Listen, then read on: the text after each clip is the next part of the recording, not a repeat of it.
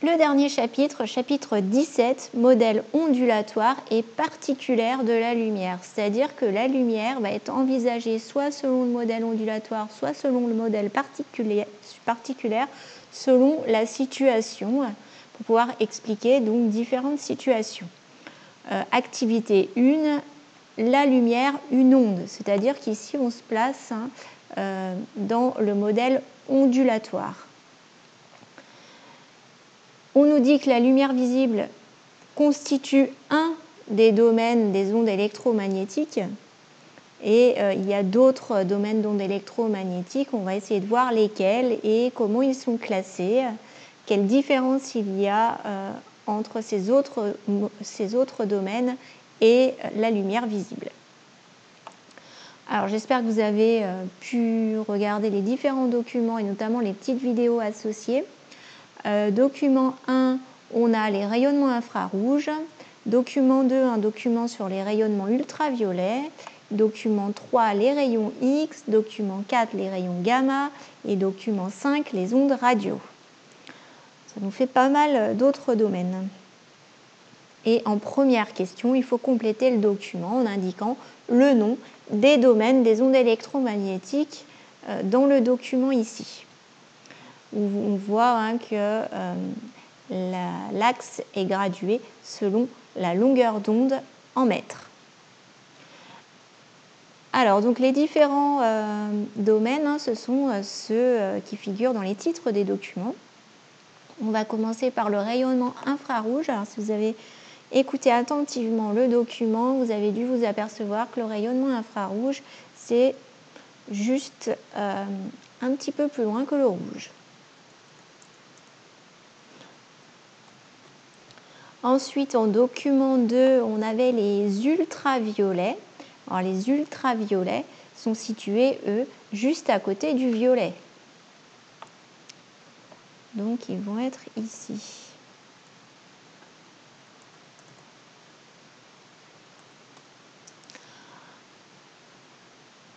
Ensuite, on avait en document 3 les rayons X. Rayons X, on nous dit que leur longueur d'onde est comprise entre 1 picomètre et 10 puissance moins 8 mètres. Alors, 10 puissance moins 8 mètres, c'est ici, et 1 picomètre, c'est 10 puissance moins 12. Donc, les rayons X vont être ici. Document 4, les rayons gamma. Alors, les rayons gamma sont les rayons émis dans les cas de radioactivité et leur longueur d'onde, on nous dit, est inférieure à 1 picomètre. Donc, ils vont se situer ici. Et il ne nous reste plus qu'à situer les ondes radio. Les ondes radio, bien utilisées dans les télécommunications, ont une longueur d'onde supérieure à 1 mètre. Donc, supérieure à 1 mètre, c'est bien dans la dernière case qu'il nous restait à compléter. Voilà, on a tout complété. Il y avait un domaine pour lequel on n'avait pas de document qui est le domaine des micro-ondes, qui est par exemple utilisé pour les fours à micro-ondes, bien sûr, mais aussi par exemple pour les ondes Wi-Fi. Ensuite, question 2, la fréquence qui va se noter par la lettre grecque nu d'une onde électromagnétique se calcule de la manière suivante. Nu, la fréquence qui est égale à C, la célérité des ondes, donc la célérité, alors toutes les ondes électromagnétiques ont la même célérité que la lumière. Donc la célérité des ondes dans le vide, 3 fois 10 puissance 8 mètres par seconde, est divisée par lambda, la longueur d'onde. Cette formule, on l'avait déjà plus ou moins vue dans un chapitre sur les ondes. Rappelez-vous, on avait vu que la longueur d'onde, c'était la distance parcourue par l'onde qui se déplaçait à une célérité c pendant une période. Donc on avait pu noter que lambda c'était égal à c fois t, puisque la distance parcourue, c'est la vitesse multipliée par le temps du parcours qui était une période. Et or t, T, la période, vous savez que c'est aussi 1 sur F.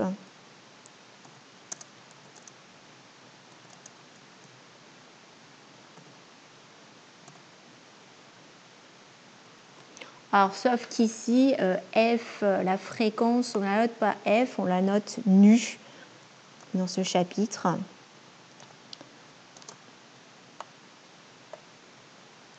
Donc, voilà, on retrouve comme ça, on retrouve lambda est égal à C sur nu, et donc nu est égal à C sur lambda.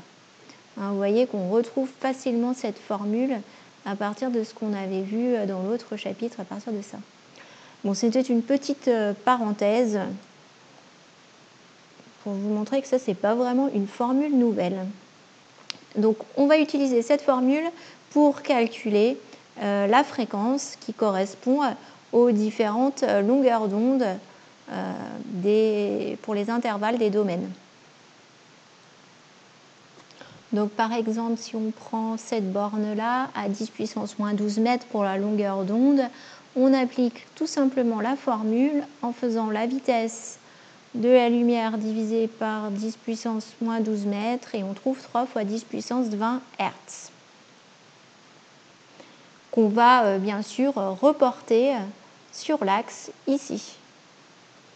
Alors, comme on me demande de reporter uniquement l'ordre de grandeur, je ne reporte que la puissance de disque, 10 puissance 20.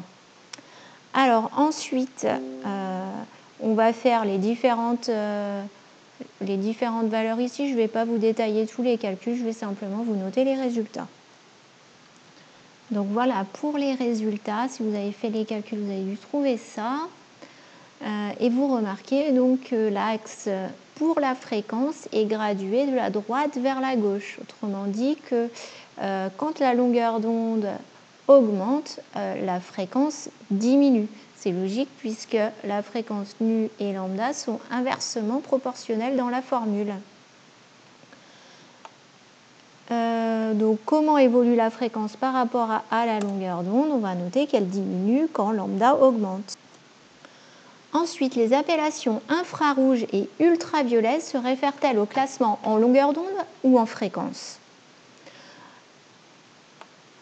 Alors, infrarouge, le préfixe infra, ça voudrait dire en dessous. Et le préfixe ultra pour ultraviolet, ça voudrait dire au-delà de.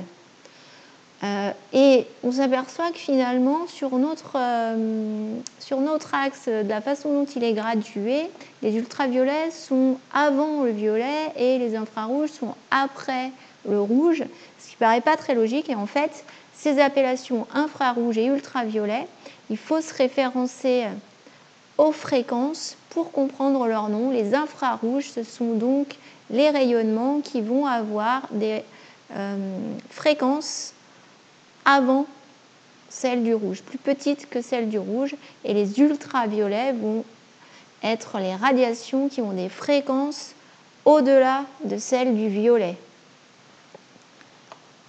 Donc on se réfère aux fréquences. Cinquième question, la 5G va bientôt arriver en France, ça va un petit peu polémique, il y a des personnes qui ont peur de ses conséquences sur la santé et puis également du fait que ça va consommer beaucoup d'énergie pour stocker toutes ces données. On nous dit donc que ça va bientôt arriver en France, qu'elle permettra de se connecter avec un meilleur débit et plus de rapidité. L'une des bandes du réseau 5G est centrée sur la fréquence de 26 GHz. Le préfixe giga signifie 1 milliard, donc 26 milliards de Hertz. À quel domaine des ondes appartient-elle? Alors, 26 GHz,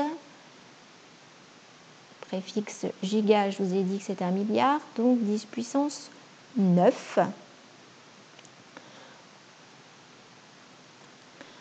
Alors, si j'écris en écriture scientifique, on serait sur 2,6 fois 10 puissance 10 Hertz. Alors, on va regarder sur l'axe à quoi correspondent les ondes de l'ordre de 10 puissance 10 Hertz. Alors pour 10 puissance 10 Hertz, on est dans le domaine des micro-ondes. Donc c'est sur le même type d'onde que ce qui est utilisé dans le four à micro-ondes et pour le Wi-Fi. C'est pour ça aussi que certaines personnes se posent des questions sur la santé, puisque est-ce qu'il est bon d'être exposé à ces ondes? Il faut sans doute ne pas dépasser une certaine dose pour pas que ça devienne néfaste. Voilà pour cette première activité. On va poursuivre avec le premier paragraphe de leçon.